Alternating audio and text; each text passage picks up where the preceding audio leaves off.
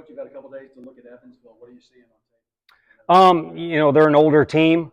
They certainly can swing the bat well, and those two things kind of go hand in hand. They've got a lot of players that have been there for a while and have accumulated some reps. And then also, pitching, it kind of starts with, their lefty was conference pitcher of the year as a freshman for being a freshman. And they've leaned on their closer who's got a real good breaking ball a lot. So there's a lot of pieces there. Center fielder can run down a ball as good as anybody. There's a lot of pieces there that are similar to the good teams in our league. And the one way they've done it, I've known Wes or Coach Carroll for a long time. He's always been real good at kind of running around, beating the bushes, and finding guys that he knows are going to develop into something even better than they already are. And so that's kind of been the makeup of that team. Is there's a lot of guys who have developed and become even better than they are, and all together it makes for a really good team. I was going to ask you, do they remind you of any SEC clubs? A little bit of Kentucky with the well-balanced offense.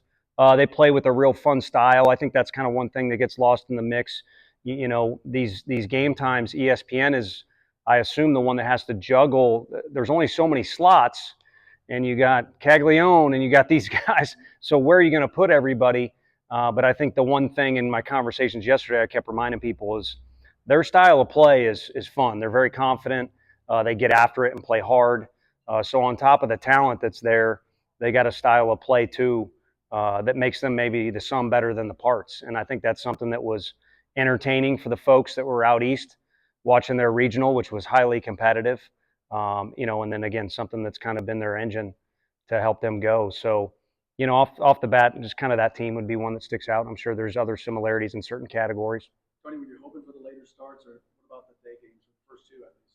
No, like I said, honestly, what we wanted was to play on Friday, and I'm sure all of our guys, that's the coaching staff, all the guys will take extra rest if they can have it, but it helps you kind of stay in a rhythm a little bit. We were able to replicate our week we did last week, this week, without the travel back from Hoover. So to us, it was good to play on Friday. And again, we know exactly what's going on with what games are out there. I mean, there's some exciting matchups, and so everybody's got to kind of go somewhere. I think seeding's kind of maybe plays into it at times, but that's overrated. I mean, if you're still playing, you've got the talent, but you've also got the locker room thing going on. So you've got a good group, and the seeding does matter in a regional. Because there's 1, 2, 3, 4, and they sort it out, and it can affect pitching and things like that. But this weekend, all it is a series. It's either a road series or a home series, but either way, it's a series against two great teams at all the sites. And we're just blessed that we're playing at home here. We'll play whatever time. Our fans will show out. I mean, it'll be we got Friday to worry about, but it'll be like a football Saturday around here at 11. Only difference is I won't get to have fun. We'll have to work. Again, happy to be on our field, happy to be playing on Friday, but once the first pitch is thrown, like all the other sites, it's going to be two teams hooking it up. Every year is different, but the experience for some of these veterans and regionals and supers and even Omaha, does that help at this time of the year for this team? Yeah, I do. I think even, like Billy's kind of been a part of it from a different angle. Some other guys are like that too. Cannon, you kind of see what it looks like, and you know how to navigate through situations a little better if you have experienced them. But I think really for the dugout and the whole, from our side, you lean so heavily on our preparation from our league, from being in Hoover, and then last weekend, it's different. It's different. Even though you just got done with the conference tournament, the regional is different. The NCAA now is running it instead of the SEC, and there's little subtle differences that you need to get out of your comfort zone and adjust to. And I'm a big routine guy. I want our guys to have routines. But you're going to have to adjust them this time of year to things that are a little quirky because it is the NCAA tournament. A lot of talk on the outside about them being a number 4 seed and making its way to super regional. What's been your message to the players this week to make sure that they don't try and look past a team that is perceived as a 4 seed? Yeah, I mean, I fortunately that noise doesn't get to me. Like I said, at this point, the seeding doesn't matter. You're either good enough to be at this spot or you're not, and you don't get any extra credit. We're not alternating sites. You don't get to be home team the whole weekend. It's whether you're on your field or not. So that's the benefit we see as it relates to the matchup. But they know what a hostile environment looks like from where they just came from. That's one of the more fun environments really in all of college baseball. And then to me, I'm just ready to get on and play a series, because last week it was the opposite. What about being this seed or that seed for us? And, again, to me, now that the regionals are over where you slate 1, 2, 3, 4, they don't matter. At the start of the tournament, you actually, I think 75% are the top 8. So to me, you either want to be in the top 16. It's a little better to be in the top 8 by percentage. And then after that, you can throw the rest of it out the windows, from what I think. Again, those regionals are not about let's get the very best with the bottom and things like that. It's the regionals, and it's based off travel and things like that. But they went to a very tough place and beat an extremely well coached team, along with beating another team is pretty dang good too. What do you anticipate to be the toughest part of this super regional? I think controlling the adrenaline and intensity of the whole deal. I think our crowd helps us a ton. You got to get a little cautious, though, about getting too amped up. And I think our guys handled it great. Again, to me, being the second weekend in a row back home in a playoff environment should help our guys have a vision of what it looks like and how to handle it. But to me, the one negative example from last weekend would be we're in a position to finish or win the regional against a good team on Sunday night in Southern Miss, and our guys were a little too amped up about finish the job or whatever cliche you want to throw out there. And for about 3 or 4 innings, there was a little too much tension. So whether it's try hard or tension or too much adrenaline, those are things that come with the nature of it being a postseason game and playing at home in front of a juiced up crowd. So our guys need to enjoy it because they've worked hard to get here, and then they just need to play ball. After the regional, you said you hope the guys could take some time to appreciate what they accomplished and soak it in. For you, when you first got here, you talked about how there were no fans in the stands. Can you take a step back and appreciate how far this program has come? Not at this time. I don't think it's easy for me, and maybe it's not even the time. I do think from some of the conversations we had with the TV folks from last weekend is like, where are we now compared to, there have been stages here. I think we've stayed pretty consistent on how we want to approach the game and recruiting and everything else. But when we first got here, we needed to beat down the door, if not kick it down, as far as being competitive in the league and being relevant and getting respect from people and trying to get to the next stage, whether it be a regional or whatever, so our program knows what it's about. And we're far from figuring things out with our facility, recruiting. We want to get better as far as achievements on the field.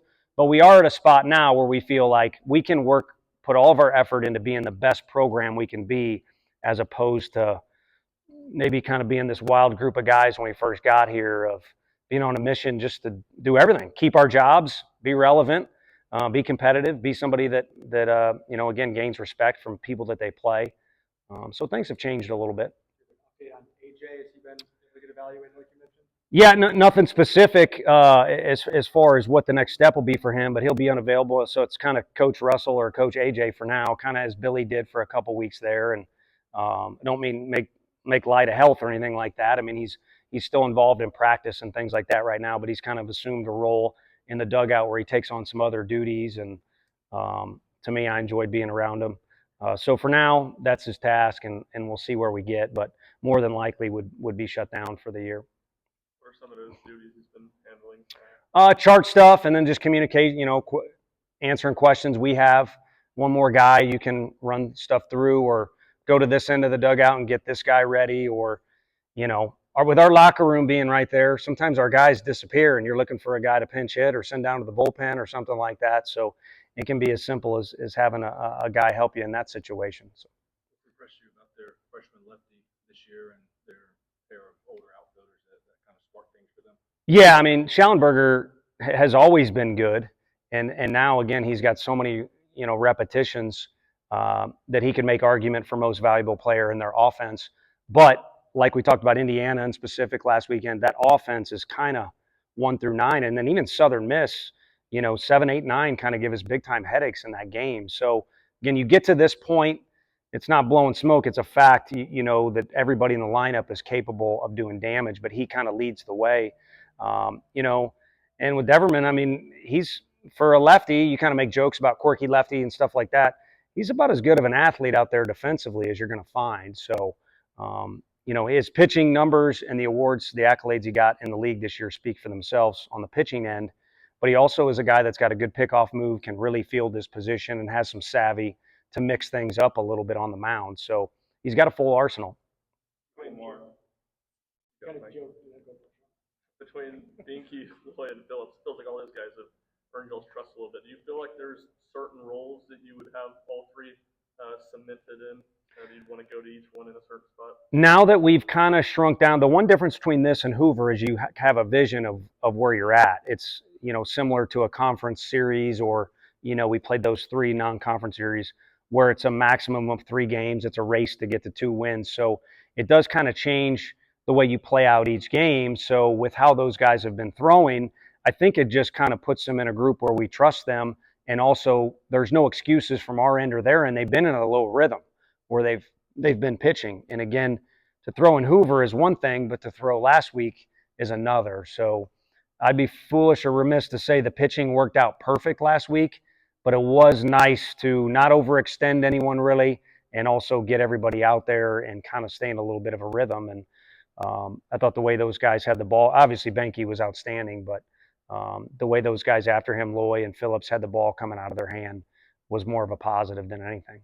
They kind of joked about Billy's walk-up song and players clapping along the other night.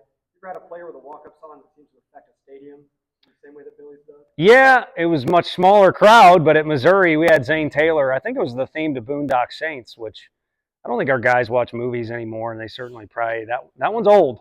But that was a fun one. And it was a fun walkout song for him. And then, we have faced, guys like Mershon, who's a phenomenal athlete at Mississippi State, and a couple of the ones this weekend, the guys are humming in the locker room because it's a song they hadn't heard in a while or ever. And so, yeah, everyone in the lineup, teams we play, there's usually 1 or 2 in there that are pretty catchy. But I like Billy's when it's in our stadium, but it's hard not to say in Blades of Glory, if that's the movie. See, you know what I'm talking about? Okay. That scene might be just as good as a Billy at bat. I guess it depends what mood you're in. What's the added challenge or pressure on the defense when you're going up against a team that's got 5 or 6 guys with an OP of greater than 400? I think it's about attacking the strike zone at all times, and both staffs are going to try and do that. And then, with that comes knowing that the other team can do damage. So how confident and convicted can you stay at what you're trying to do as a particular pitcher? Because we've gotten to the point this year, like I said, we're not going to run you out there unless we trust you. But each of our pitchers are different, so they need to be convicted in who they are and just present the best version of themselves, with the understanding it's not always going to go perfect. You're not going to get every call. A slow roller might find a hole, whatever it might be. So the fact that they're more talented than the average team is something that's kind of out of our control, and I would like to hope that our pitchers see it out of their control too, and again are convicted to approach things that presents the best version of themselves. Do you wish you had a better walk-up song, or do you feel like the way you chose? I wish I could hit better when I played, but I did like the one that I had, and there's a little more backstory to it, but no, I like that. I think it's fun that the NCAA decided to flip the script a little bit, because they used to not allow scripted music for any team, and now it makes it more enjoyable. And I think this thing has blown up into something. When I was little watching games in Omaha, I didn't think it would get to this level where there's so many superstar players to talk about, like some of the guys you asked about from Evansville and mentioned Cags, and the music and the crowds. This is a massive deal, and I'm envious of the people that get to be fans in the stadium this weekend. But next best thing will be standing there trying to get some wins. What was your song? Danzig, Mother. Yeah, you probably don't know what that is.